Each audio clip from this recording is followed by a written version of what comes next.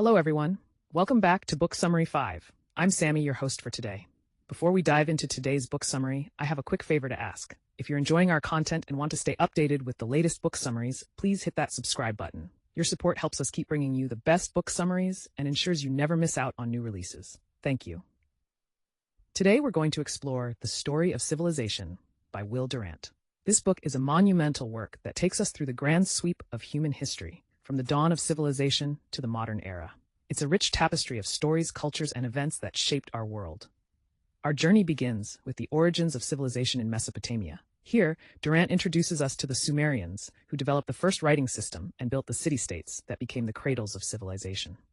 The story moves through the rise and fall of these early societies, detailing their contributions to art, science, and government. The creation of the wheel, the first codes of law, and the ziggurats are just a few highlights of this era. Next, we venture into ancient Egypt, where the pharaohs ruled and the pyramids were built.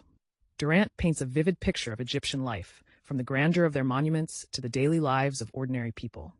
We learn about their religious beliefs, including the importance of the afterlife, which drove the construction of their massive tombs. The Nile River's role in agriculture, the development of hieroglyphics, and the reigns of famous pharaohs like Ramses II and Cleopatra are intricately described. From Egypt, the narrative shifts to the ancient Near East and the empires of Assyria and Babylon. These powerful states dominated the region through military might and impressive administrative skills. Durant describes their achievements in law, such as the Code of Hammurabi, and their contributions to astronomy and literature. The Hanging Gardens of Babylon and the Library of Ashurbanipal illustrate the sophistication of these cultures. As we move forward, we reach the classical civilizations of Greece and Rome. Durant delves into the birth of democracy in Athens, the philosophical works of Socrates, Plato, and Aristotle, and the epic battles of the Persian Wars. The story of Rome follows, highlighting its rise from a small city-state to a vast empire.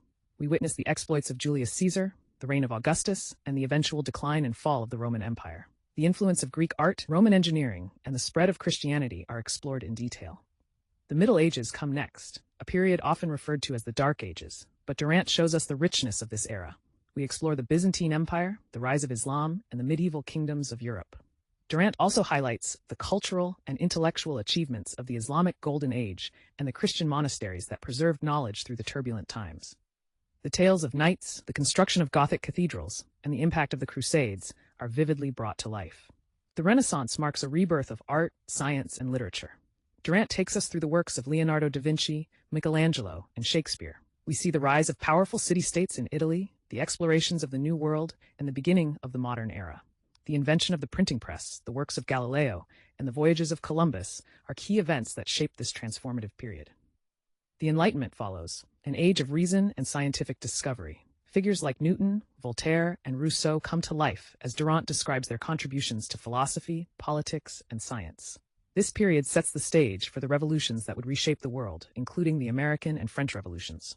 The emergence of democratic ideals, the challenge to absolute monarchies, and the birth of modern science and rational thought are central themes. Durant's narrative brings us to the 19th and 20th centuries, where industrialization, imperialism, and world wars define the age. He covers the impact of the Industrial Revolution on society, the spread of colonial empires, and the global conflicts that marked the first half of the 20th century. The technological advancements, the rise and fall of empires, and the social upheavals of these centuries are meticulously detailed. Finally, Durant reflects on the modern world, examining the political, social, and technological changes that have shaped contemporary civilization. He discusses the challenges and opportunities of our time, offering insights into the future based on the lessons of the past. The rapid pace of change, the threat of global conflicts, and the promise of technological advancements are all considered in this concluding section. The story of civilization is a captivating journey through human history. Durant's ability to weave together the stories of different cultures and eras provides a comprehensive understanding of how our world came to be. By the end of this book, you'll feel like you've traversed the entirety of human civilization, understanding its triumphs and tribulations. That's all for today's summary. Remember to subscribe to Book Summary 5 for more engaging book summaries. Thanks for listening, and until next time, happy reading.